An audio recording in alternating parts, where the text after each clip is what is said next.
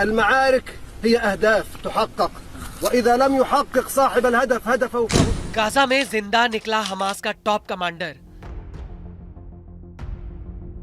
Israel के दावे पर फिर खड़े हुए सवाल।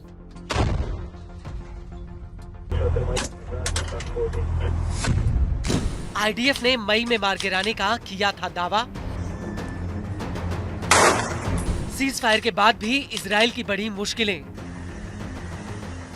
गाजा में 15 महीनों के खूनी संघर्ष के बाद इजराइल और हमास में सीज फायर डील हो गई। इससे गाजा युद्ध में गोलियों की तड़तड़ाहट और बारूद की गूंज कुछ समय के लिए रुक गई है। हालांकि इजराइल के लिए गाजा से लगातार परेशान कर देने वाली खबर सामने आ रही है। एक तो हमास का सफाया न कर पाने की इजरायली पीएम नेतन्याहू की कसक अधूरी रह गई, वहीं अब तो गाजा में चलाए गए इजरायली ऑपरेशन पर भी सवाल उठने शुरू हो गए हैं। दरअसल बेत हनून और उत्तरी गाजा में हमास लड़ाकों का एक कमांडर, जिसके बारे में इजराइल ने दावा किया था कि वो बीते साल मई महीने में मारा गया था, वह अब जिंदा निकला है। गाजा में वह खुलेआम घूमता नजर आया।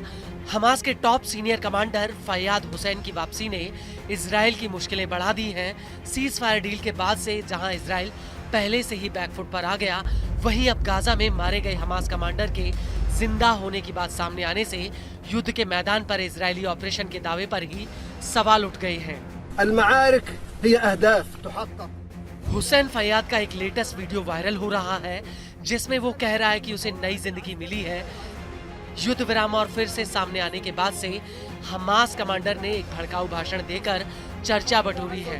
لم ينال إلا من الحجارة ومن بعض الأشلاء والدماء ولكن خرجت غزة عصية على الانكسار وكلنا رأينا بالأمس كيف। फैयाद ने बताया कि गाजा में हमास ने इजराइल पर बड़ी जीत हासिल की। इजराइल गाजा में अपना मकसद पूरा नहीं कर पाया, वह गाजा में हार गया। फैयाद ने कहा कि कमजोर पक्ष हमास सिर्फ इसलिए जीता क्योंकि वह नहीं हारा। बता दें कि फैयाद बेत हनून बटालियन का कमांडर था। बेत हनून उत्तरी गाजा में इजरायली सीमा के करीब एक शहर है। इजरायली सेना ने फैयाद के जवालिया में मारे जाने का दावा किया था। इजराइल ने फैयाद को रॉकेट, मिसाइल और इजराइल के खिलाफ हमलों का दोषी ठहराया था। आईडीएफ ने खुलासा किया था कि हमास के कमांडर को उत्तरी गाजा में एक सुरंग में ढेर किया था। दावा है कि इस इलाके का इस्तेमाल सालों से इजराइल को धमकाने के लिए किया जाता रहा है। बेत हनून से अक्सर इजराइल की ओर रॉकेट दागे जाते हैं। इस बीच हमास कमांडर ने कहा कि गाजा अब भी विद्रोही बना हुआ है। इजरायली सेना को सिर्फ पत्थर, शरीर के अंग और खून मिला है। गाजा अब भी अजय है। हम सभी ने देखा कि कैसे गाजा विजयी रहा, उसका सिर ऊंचा रहा। इजराइल जीत को अपने हिसाब से मापता है। इजराइल के पास गाजा में लड़ने के लिए कोई स्पष्ट रणनीति नहीं थी, इसलिए उसका जीतना मुश्किल रहा।